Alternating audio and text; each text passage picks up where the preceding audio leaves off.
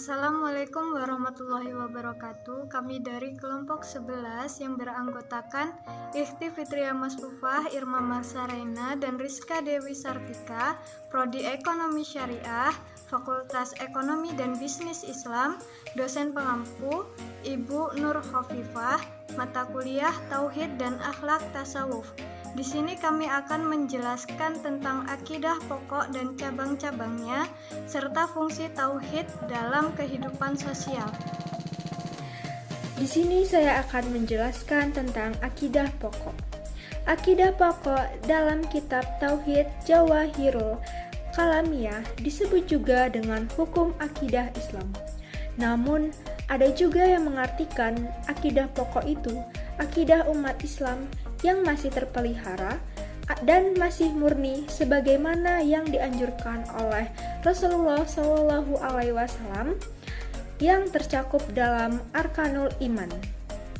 Akidah pokok pada masa Nabi dan 2 khalifah pertama masih dapat dipertahankan, yaitu seperti yang dijelaskan dalam rukun iman yang mencakup 6 aspek. Dan dalam akidah pokok ada keimanan seseorang umat Islam yang di atasnya berdiri syariat Islam. Rukun iman. Yang pertama, iman kepada Allah. Yang kedua, iman kepada malaikat-malaikat Allah. Yang ketiga, iman kepada kitab-kitab Allah. Yang keempat, iman kepada nabi dan rasul.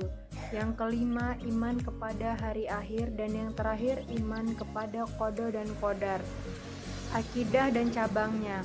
Cabang-cabang akidah yang pemahamannya bervariasi dari masing-masing aspek rukun iman, diantaranya 1. Masalah Tuhan.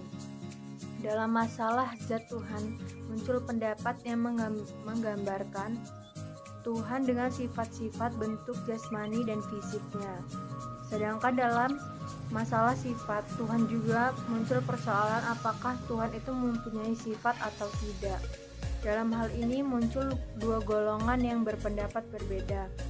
Yang pertama, golongan Mu'tazilah berpendapat bahwa Tuhan tidak mempunyai sifat. Dia adalah esa, bersih dari hal-hal yang menjadikannya tidak esa. Yang kedua, golongan Ahlus Sunnah wal Jamaah yang diwakili oleh golongan Ayyariyah dan Maturidiyah meyakini bahwa Tuhan mempunyai sifat yang sempurna dan tidak ada yang menyamainya. Masalah malaikat Allah. Iman kepada malaikat mengandung arti bahwa seorang mukmin hendaknya percaya sepenuhnya bahwa Allah menciptakan sejenis makhluk yang disebut malaikat.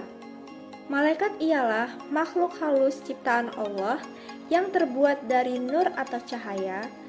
Mereka adalah hamba Allah yang mulia dan selalu menuruti perintahnya. Masalah kitab-kitab. Permasalahan yang ikhtilafkan di kalangan orang Islam ialah apakah Al-Quran itu qadim atau kekal, atau hadis atau baru.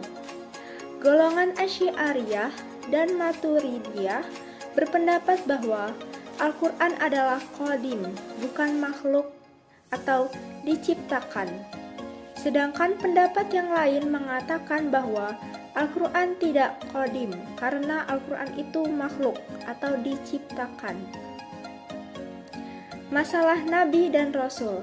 Masalah yang masih diperselisihkan dalam kaitannya dengan iman kepada para Nabi dan Rasul adalah mengenai jumlahnya. Hanya Allah yang mengetahui jumlahnya.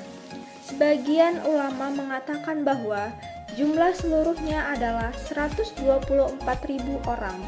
Dari jumlah itu, yang diangkat menjadi Rasul sebanyak 313 orang. Selanjutnya adalah masalah hari kiamat. Para ulama telah sepakat dalam masalah adanya hari kiamat dan hal-hal yang terjadi di dalamnya.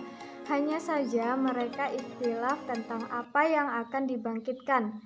Ada yang berpendapat bahwa yang akan dibangkitkan meliputi jasmani dan rohani, dan pendapat kedua mengatakan bahwa yang dibangkitkan adalah rohnya saja.